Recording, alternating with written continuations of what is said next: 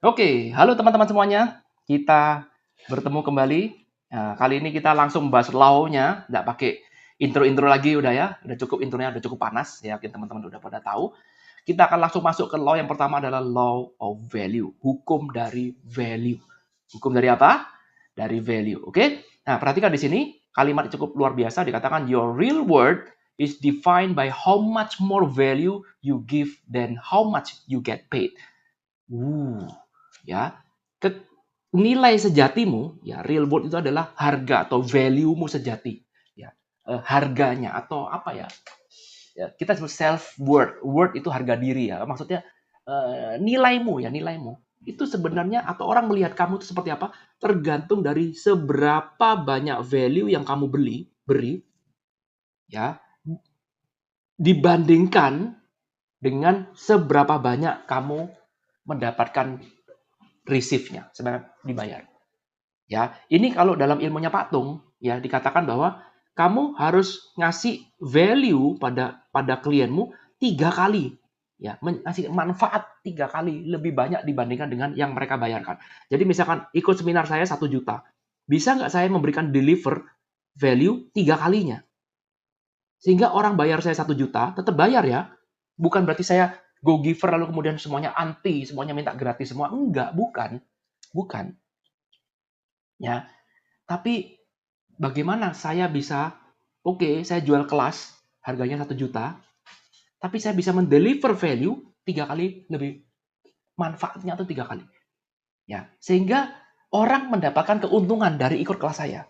Karena value yang saya tawarkan itu adalah 3 kali lebih besar daripada uang yang dia keluarkan. Selalu jadikan ini, teman-teman, jadikan ini sebagai uh, apa namanya, sebagai pedoman dalam hidup kita. Kalau Anda percaya pada go-giver. Inilah isi dari law of value. Inilah hukum dari value. Isinya adalah your real worth, ya, your real worth defined by how much more value you give than how much you get paid. Ya, jadi harga diri kamu atau kamu sebenarnya harganya ditentukan dari seberapa banyak value yang kamu berikan dibanding dengan berapa banyak yang kamu dapatkan bayarannya. Ya, jadi kalau kita lihat di sini, ini pastikan seperti timbangan ini, ya. Jadi orang lain menerima lebih banyak dibandingkan dengan yang dia keluarkan. Ya, win-win, tetap menjunjung prinsip dari win-win. Ya, jadi kalau memang harus bayar, ya of course bayar. Saya juga sama dengan orang yang bikin ini, reading graphics, ya. Saya pun harus bayar, tapi apa yang saya bayarkan sesuai atau bahkan lebih besar value yang saya terima. Ya karena saya nggak bisa buat gambar seperti ini, plus dia juga sudah buat tulisan seperti ini. Wah, ini sangat bagus sekali.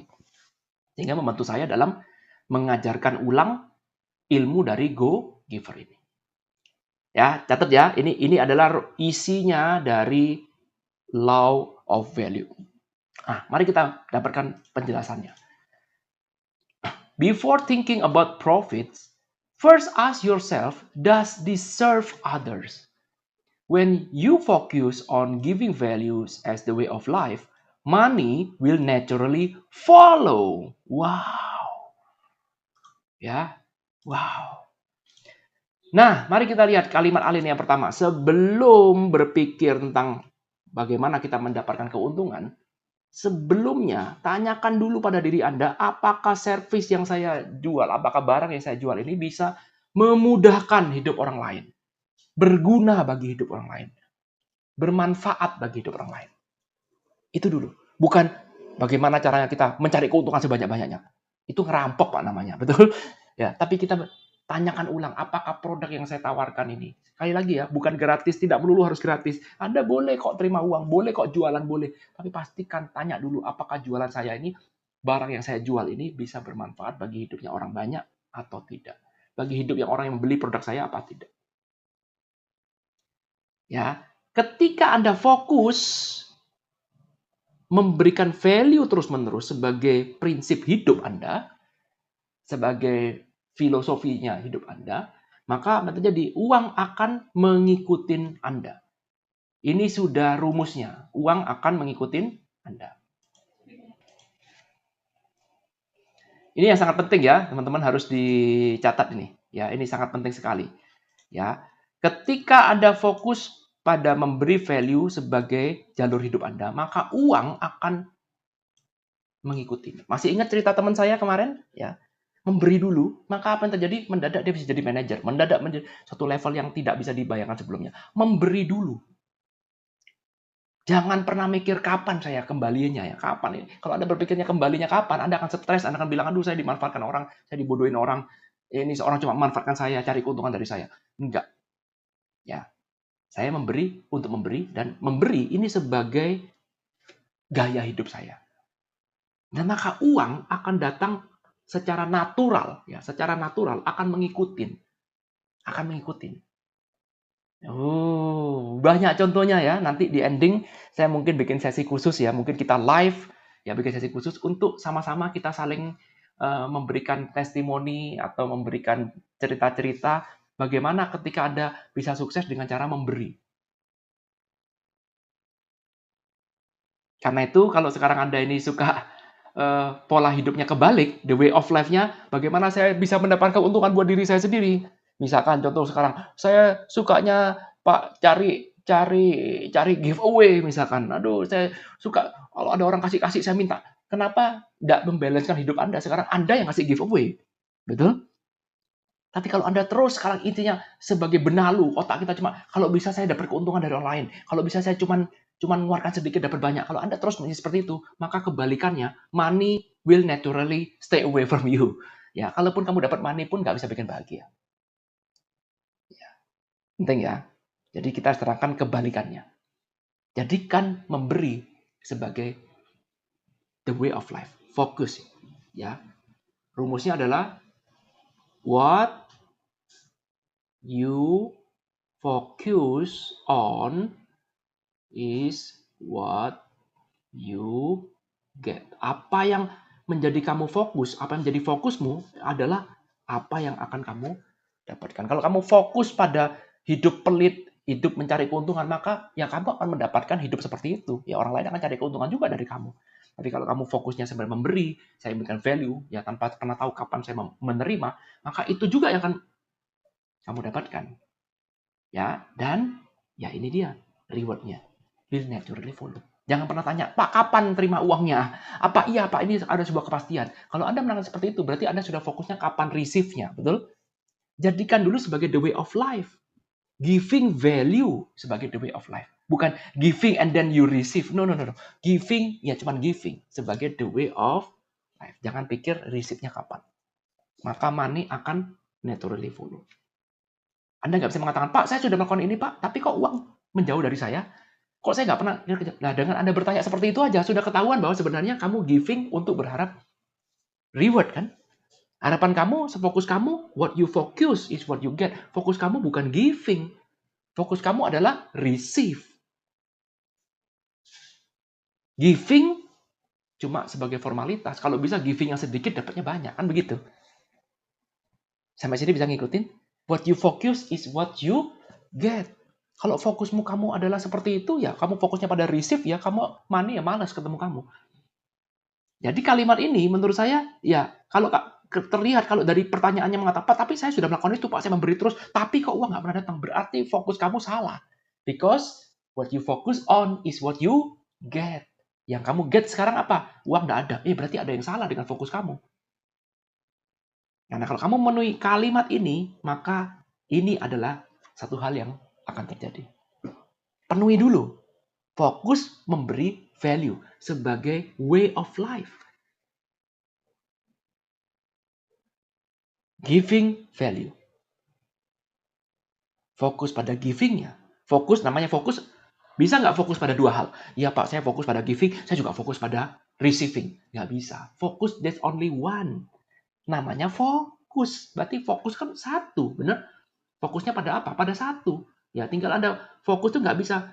Saya fokus pada giving, saya juga fokus pada receiving. Nggak bisa. Kalau kamu fokus giving, ya giving. Kalau kamu fokus receiving, ya kamu akan receiving. Ya, berarti kamu tidak giving. Fokusnya ya, fokusnya. Jadi Anda nggak bisa fokus ke keduanya, berarti Anda nggak fokus. Fokus itu cuma satu. Fokusnya pada giving. Kalau kamu fokus pada giving, berarti kamu tidak mikirin receiving, betul? Oh, boom. Keren. Dicatat ya, teman-teman. Dicatat ya. Jangan lupa dicatat.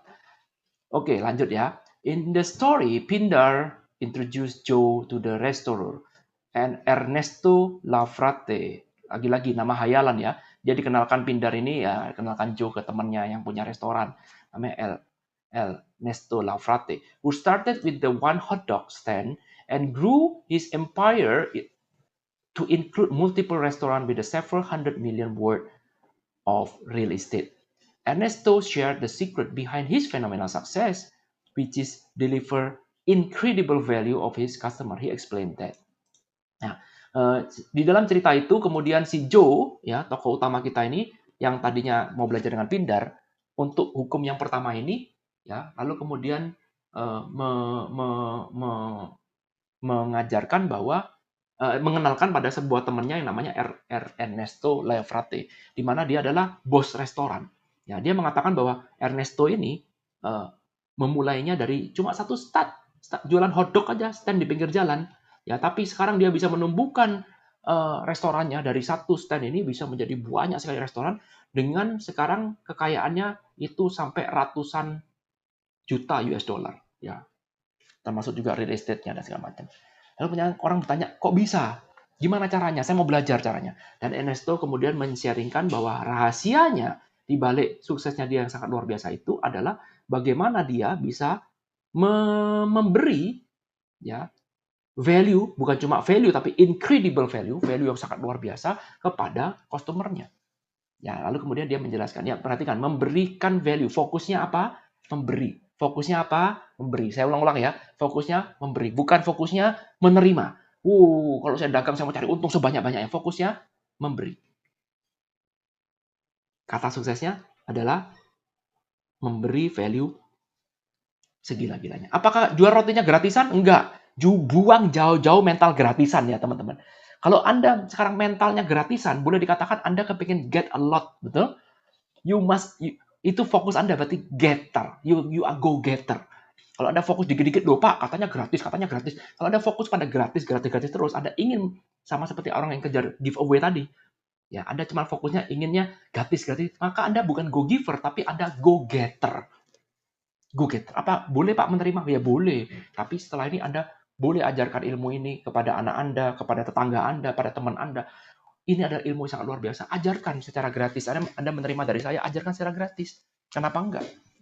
Boleh ya, sekali lagi. Bukan berarti nggak boleh jualan loh ya. Bukan setelah ini terus kemudian Anda buat semuanya gratis. Enggak. Anda boleh jualan, tapi pastikan Anda mendeliver value. Deliver incredible value. Ini kata kuncinya. Focus on value. Focus on value. Focus on giving. Focus on giving. Giving with value. Bukan fokus on getter. No. Jangan budayakan Anda, saya ingin mendapatkan semaksimal mungkin. Pokoknya saya mau cari untung semaksimal mungkin. Itu getter. Kalau Anda go getter, money pun juga malas ketemu dengan Anda. Kalau Anda bermental gratisan, coba lihat. Ada nggak orang yang bermental gratisan kaya raya? Nggak ada. Orang yang mau berbagi, itulah yang akan kaya raya. Akan sukses. Uang akan mengejar. Betul? Paham ya? Yes. Lanjut ya. Lalu kemudian si Ernesto memberikan penjelasan tentang itu. Dia mengatakan, ada dua kriteria. Satu adalah bad business, bisnis yang jelek. Satu adalah good business. Satu adalah bisnis yang bagus. Mari kita belajar satu persatu. Bad business dulu.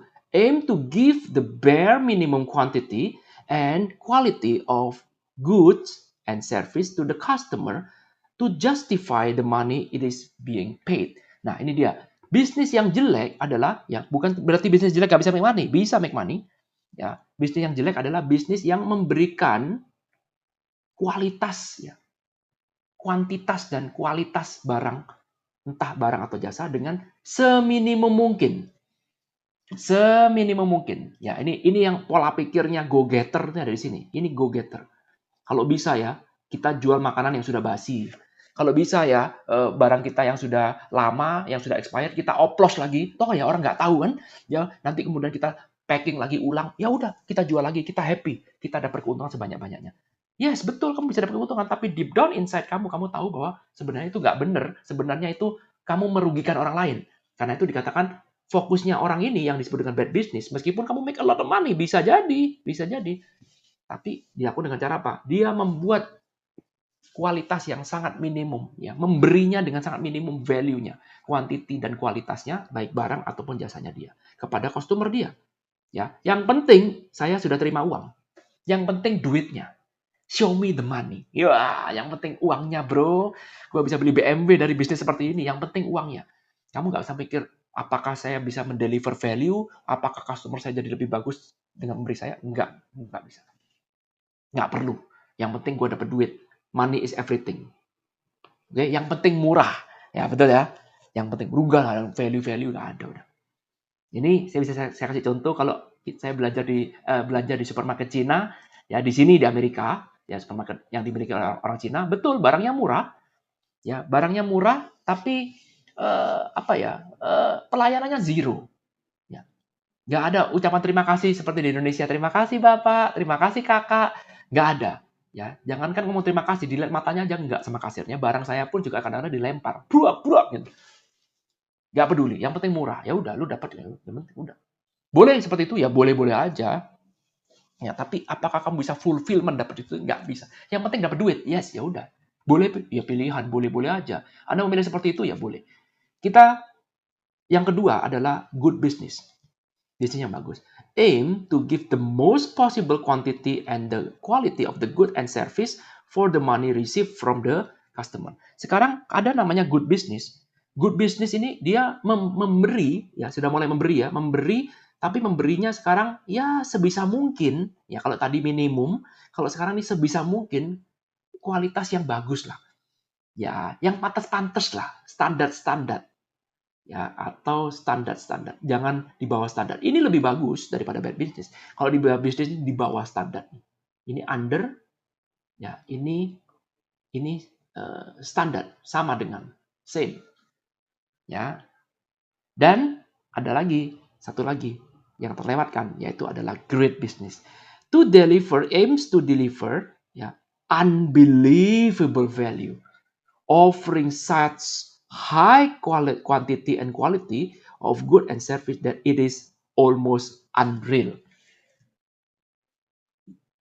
Oke. Great business, bisnis yang bagus adalah bagaimana dia bisa memberikan value yang waduh, dahsyat sekali value-nya. Bukan gratisan, tetap bayar, tapi value yang diterima oleh orang yang menjadi kliennya dia, menjadi konsumennya dia, sangat luar biasa. Menawarkan sebuah kuantitas dan kualitas dari barang dan jasanya dia. Sehingga bagi customer ini seperti wow, beli 1 dapat 10 gitu. Wow. Itu disebut dengan great business.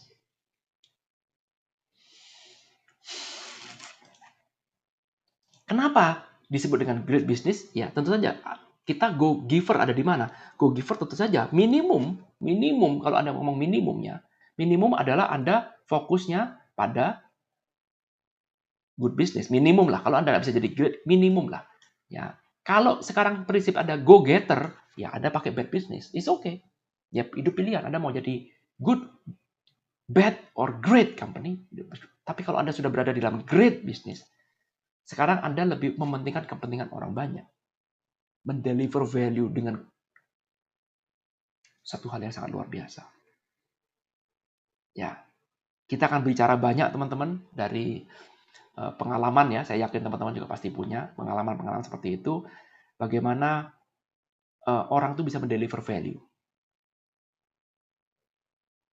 Akan banyak sekali contoh-contoh dan Anda sendiri pun pasti merasakan, Anda pun tahu bagaimana rasanya diperlakukan oleh bad business, good business, atau great business. Saya yakin teman-teman pasti punya pengalaman ini. Kalau mau sharing boleh, silakan sharing di bawah. Mungkin teman-teman punya contoh pengalaman saya mengalami bad business diperlakukan orang lain ya. Nah, lalu kemudian saya mengalami diperlakukan oleh good business dan diperlakukan oleh great business. Ya, pastikan diri kita, kalau kita sendiri jadi produsennya, ya jadi orang yang menjual, ya, sellernya, pastikan kita berada di antara good atau great. Ya, perhatikan di sini. If you need money, add value. And if you need a lot of money, add a lot of value. Ini luar biasa, teman-teman. Catat ini ya, penting sekali. Kalau kamu sekarang sedang butuh uang, ini katanya Pindar, add value. Bukan mengemis lah. Bukan mengibala. Kepingin orang lain supaya kasihan dengan kamu. No. Adding value. Add value. Kalau kamu butuh uang, add value. Butuh uang, add value. Jadikan ini dalam pemikiran kita. Jadi butuh uang, add value. Butuh uang, add value. Butuh uang, add value. Dan kalau, Pak, bagaimana kalau sekarang saya butuh a lot of money, saya butuh uang yang banyak sekali, utang saya banyak. Gampang. Tambah juga a lot of value. Masih ingat cerita teman saya kerja di restoran? Saya ulang-ulang lagi. Apa yang dia lakukan? Add value. If you need money, add value. If you need money, add value. If you need a lot of money, then you add a lot of value. Mantap. Satu hal yang terakhir ya. After going back to his office, Joe tried to find ways to apply the lesson. The next day, he received call from the client who has decided not to renew his contract as his company needed a firm with a stronger overseas connections. Although Joe was upset, he was put a lot of value to use the recommending competitor who could meet his client needs. Oke, setelah Joe belajar ilmu ini, tadi kan dia belajar sama siapa? Sama Ernesto Lafrate. Oke, ya belajar sama Ernesto Lafrate, belajar tentang good business, bad business, seperti ini, oke. Kemudian setelah itu dia pulang, dia kembali ke office-nya, lalu kemudian dia mencoba untuk menerapkan pelajaran yang baru saja kita pelajari tadi sama-sama ya. Besok paginya dia menerima telepon dari kliennya yang sudah memutuskan untuk tidak lagi memperpanjang kontraknya dengan company-nya dia. Kenapa? Karena dia perlu company yang punya koneksi hubungan di luar negeri lebih banyak. Ya, company-nya Joe tidak punya itu, ya sehingga tidak bisa lagi diperpanjang. Meskipun Joe upset, perhatikan di sini ya, tentu saja upset. Aduh, klien saya nggak ikut saya lagi, saya kehilangan income nih. Tapi dia ingat the law of value.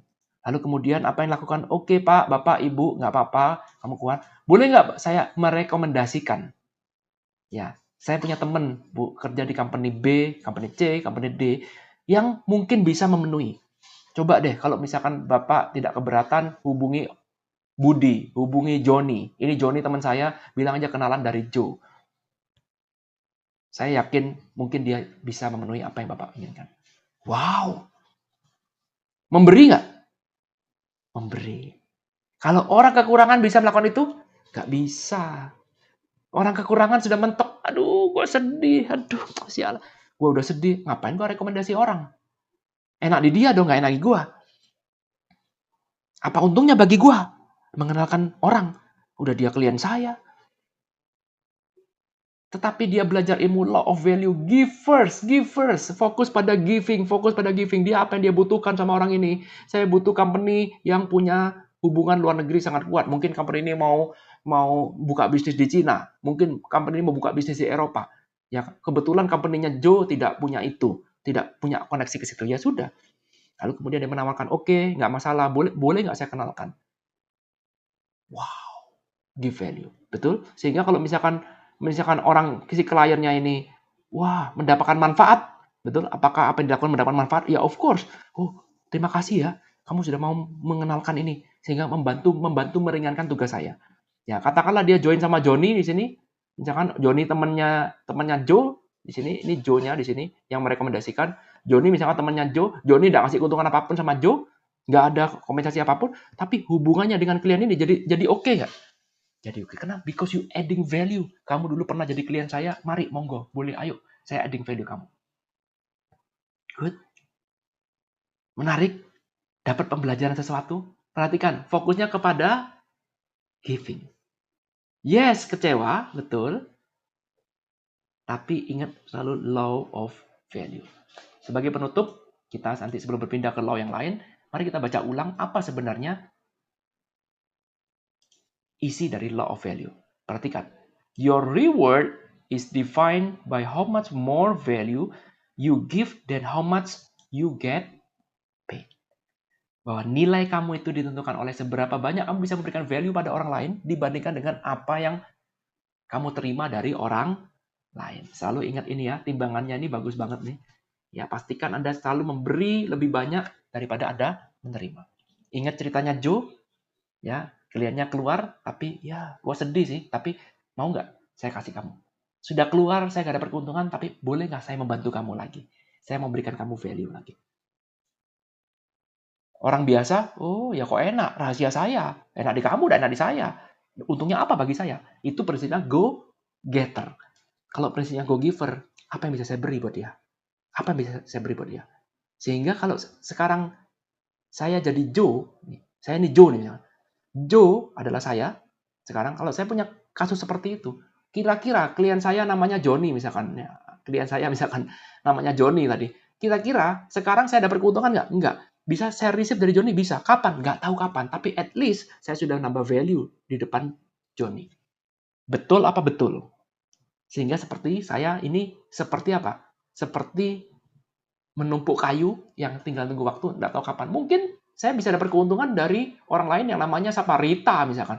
Mungkin Rita temannya Joni. Kita nggak pernah kenal Rita sebelumnya, tapi gara-gara saya berbuat baik pada Joni, maka apa yang terjadi? Saya bisa dikenalkan oleh Rita, saya bisa dapat klien. Siapa tahu Rita dapat ternyata investnya jauh lebih besar daripada Joni. Bisa? Bisa. Saya tidak menutup kemungkinan. Dengan saya memberi, maka saya membuka kemungkinan. Oke? Menarik ya. Saya stop dulu videonya sampai di sini ya teman-teman. Ya, sekali lagi saya ingatkan the law of value ya, dan kemudian saya ingatkan ulang lagi tentang tulisan di sini. Semoga sekarang Anda bisa semakin paham tentang apa yang dimaksud dalam Go Giver ini, mulai dapat gambaran. Silakan Anda boleh sharingkan sesuatu, Anda punya contoh kasus, punya pengalaman, boleh Anda sharingkan di bawah nih, supaya YouTube saya bisa naik. Sharingkan pengalaman Anda di bawah, semua apapun yang Anda ingin tahu atau Anda ingin sharingkan, saya pasti akan terima dengan baik ya. Semua sharing adalah bagus. Mau bertanya juga boleh di bawah. Mari kita sama-sama diskusi, sama-sama belajar tentang ilmu yang sangat luar biasa ini. Ingat terakhir ya, ingat terakhir sekali. If you need money, add value. If you need a lot of money, add a lot of value. Jadikan Go Giver ini, ya, jadikan Go Giver ini adalah the way of life. Kalau itu bisa Anda lakukan, then money will naturally follow. Gak usah ditunggu. Naturally. Betul? Gak usah ditunggu, gak usah diharap-harap, gak usah fokus kapan, gak usah fokus pada get-nya kapan, fokuslah pada giving-nya. Karena giving itu yang bisa Anda lakukan sekarang. Bagaimana menurut Anda? Keren kan? Baru law yang pertama loh ini. Masih ada 4 law yang lain. Pasti makin seru. Ya, silakan komentar juga teman-teman bagaimana tampilan infografik ini yang baru ini. Doakan semoga saya tidak diklaim copyright oleh si pemilik dari ini. Ya, kalau di copyright ya sudah, ya terpaksa video ini harus di take down. Kalau misalnya di copyright ya. Tapi mumpung ini sebelum di copyright, silakan Anda lihat video ini, jangan lupa dicatat ya supaya nanti kalau misalkan saya kena copyright, ya udah saya take down ya teman-teman bisa ngeliat. Ya karena itu perlu di membership. Kalau di membership itu nggak akan di take down karena membership tidak untuk umum. Itulah untungnya kelas membership. Menarik? Terima kasih teman-teman udah nonton video ini. Kita ketemu lagi nanti di law yang kedua. Silakan komen-komen di bawah. Thank you. I love you all. Bye.